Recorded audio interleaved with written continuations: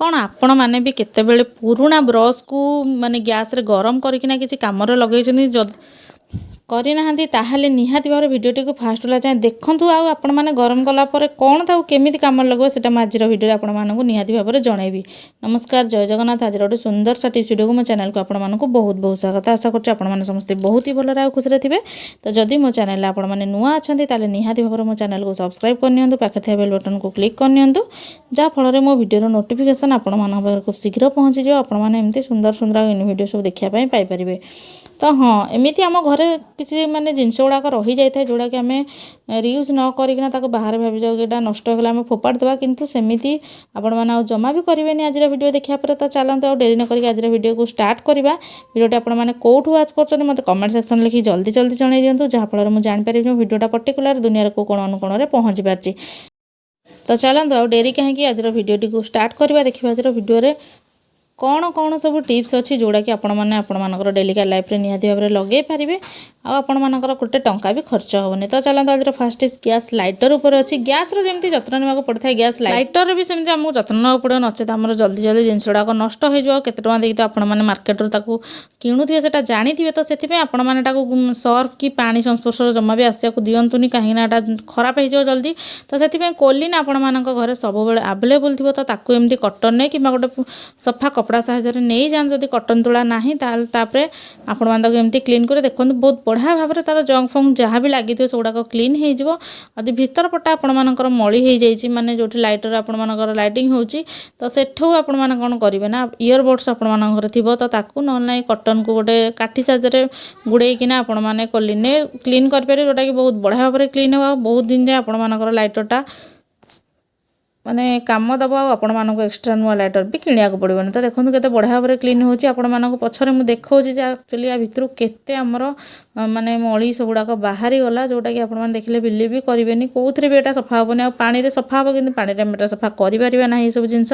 Video भल लगे comment section लिखी निहाती भाव में जनइबे। तो चलते आज नेक्स्ट टिप्स आड़ जाए। तो देखो आपण मान पाखे तो बहुत लोग एमती लिक्विड सिंदूर लगाई पसंद करती किंतु किछि दिन पर सुखी जाए एमती मिंडा मिंडा ता भीतर बाहर जोटा कि हमको लगेगा भल लगे न थाए।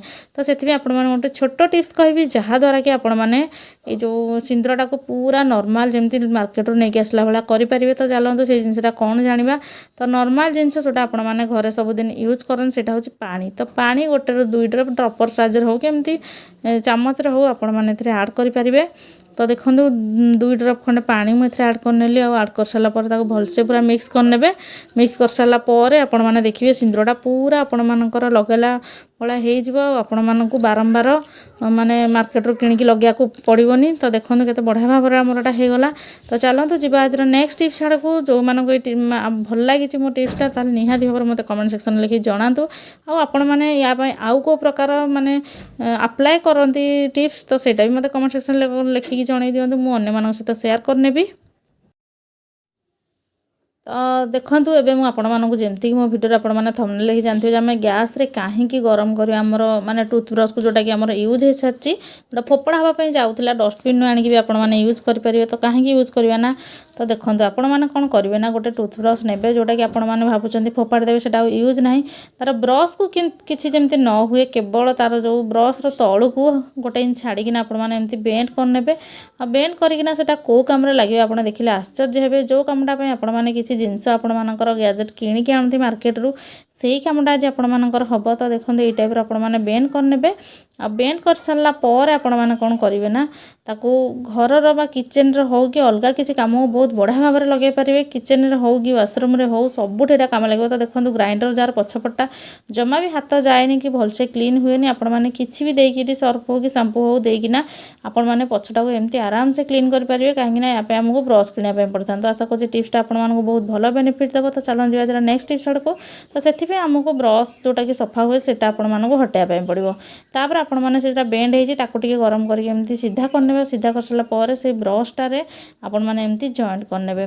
तो केमती कौन जॉइंट करके आपण मैंने तरल ने अधिका कि नचेत आपर जो कम लगे कथा से टाइम ठीक टाइम भांगी जवार संभावना थाए। जो मैंने जोटा आम तरल कि लगे से छाड़ीज।